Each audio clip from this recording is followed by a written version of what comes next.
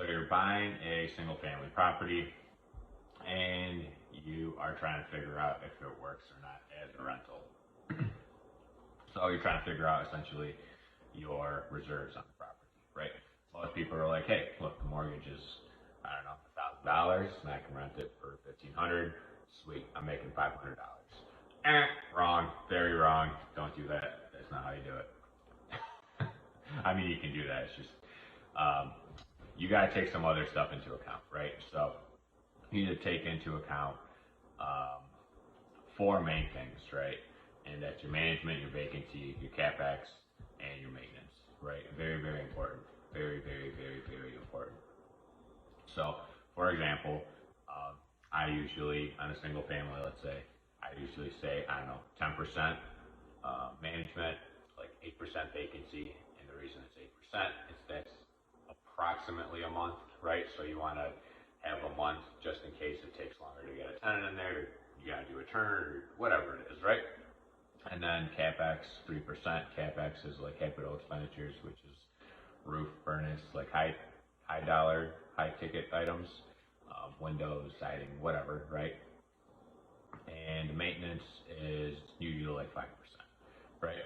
But those are kind of just rule of thumb numbers, and every property is going to be different, and right, every area is going to be different too at the same time, right? So, for example, your management, depending on the area or how much rent is, they might charge like a 8% or a 10%, or maybe they just do a flat fee, right? So it just depends, and it also depends on how many properties the manager is managing that are of yours, right? Because you usually get a better deal. To go along with that, vacancy, it might be less depending on your market. I always just make it 8%, just in a rule of thumb. Sometimes I'll make it 4, but I usually try to stick to 8, because if you gotta deviate too far off those numbers, then you're just doing stuff to make the deal work, right? And you should. It's called forcing numbers, right? You don't want to be forcing numbers to make a deal work, just by tweaking a percent here or there, just to barely make it work, right? That's not a very good deal most of the time. So yeah, we talk about vacancy. It's usually about a month. Super hot market, right? It could be next day, right? And also you got to look at the area, right? So houses in a lower rent area. So let's say a house that rents for, I don't know, $800 a month in like a not as nice area, you probably can't start showing that thing like a month early, right? Properties in a nicer area, when you have really good tenants, you can probably start showing that property with the tenants still in there, and you can get the new tenant to move in pretty much the day or the day after your other tenants move out, right? So you also got to factor that in, right?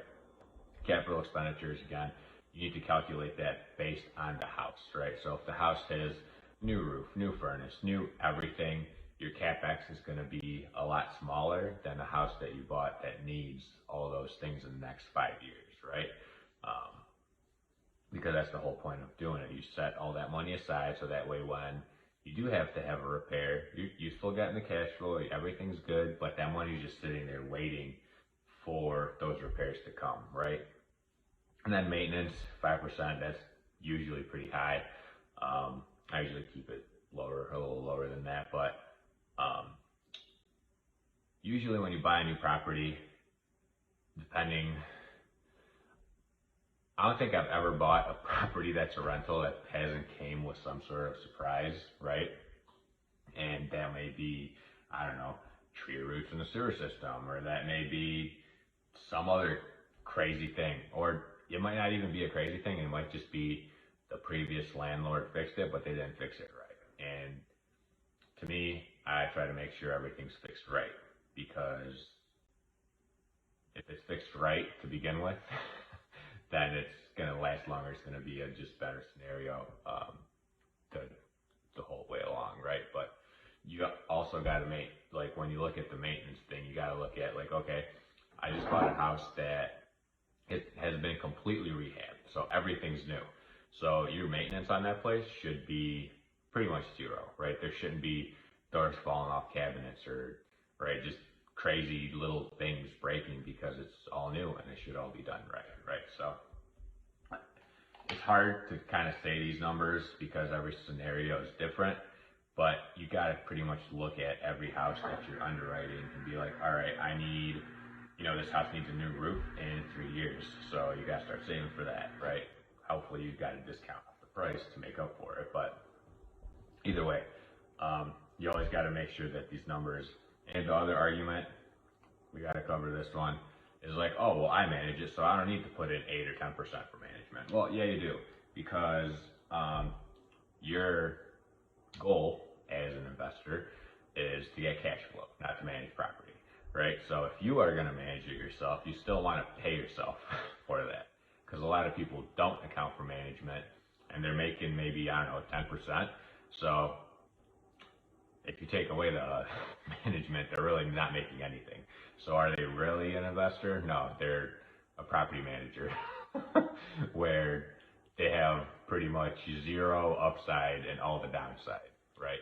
So make sure to always calculate your numbers and always keep good reserves on properties, because you don't want to be stuck in a spot where you spent all your money on a property and the furnace goes out and you have no furnace to put in for your tenant, right? Because that's not a good look for you or for them or for anyone involved. So always make sure you have plenty of reserves on every property, right? And this is just for single families, right? We can cover some of the other ones, how you would do like multifamily stuff in another video. But hope this video helped. And if you have any questions, or if you want my super awesome calculator that I made in an Excel sheet, I'd be happy to share that with you, so it is easier for you to run numbers. So have a great night, and let me know if you want